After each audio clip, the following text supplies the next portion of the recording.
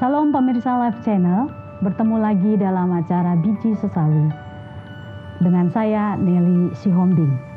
Yesaya pasal 66 ayat 10, saya tertarik dengan ayat ini di mana di sana dikatakan, bersukacitalah bersama-sama Yerusalem dan bersorak-soraklah karenanya, hai semua orang yang mencintainya, bergiranglah bersama-sama dia segirang-girangnya, hai semua orang yang berkabung karenanya.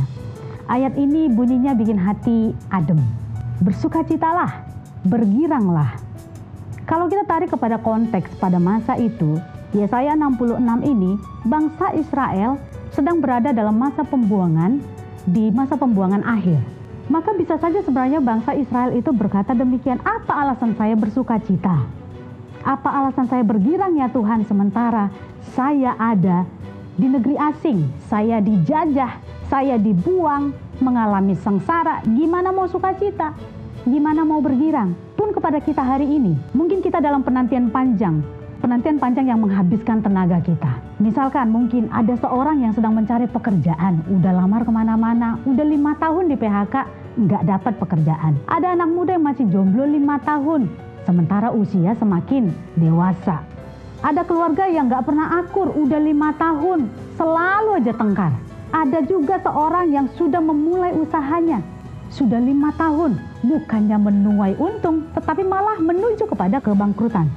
Ada juga keluarga yang sedang menanti-nantikan anak.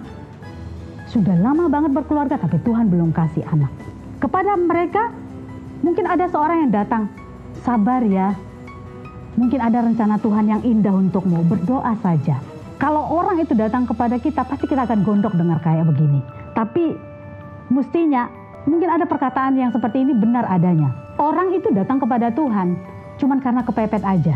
Tapi buat saya mending kayak begitu, daripada udah kepepet, udah tahu susah dalam pergumulan panjang, tapi nggak datang sama Tuhan. Nggak mau dengerin nasihat. Lah mau dari mana dia dapat semangat? Mau jadi apa hidupnya? Nah, hari ini yuk saya mau ajak kita untuk percaya satu hal, bahwa yang ngomong dalam ayat ini kepada kita juga hari ini, itu adalah Tuhan sendiri. Kalau Tuhan yang udah ngomong, kebangetan kalau kita nggak percaya.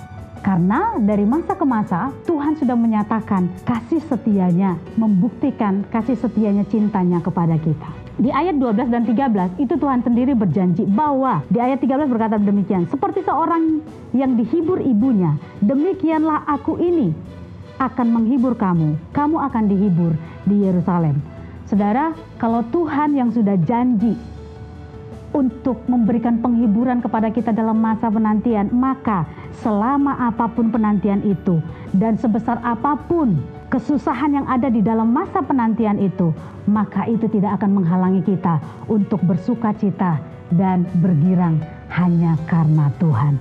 Maka karena Tuhan sudah janji, bersukacitalah dan bergiranglah. Tuhan Yesus memberkati.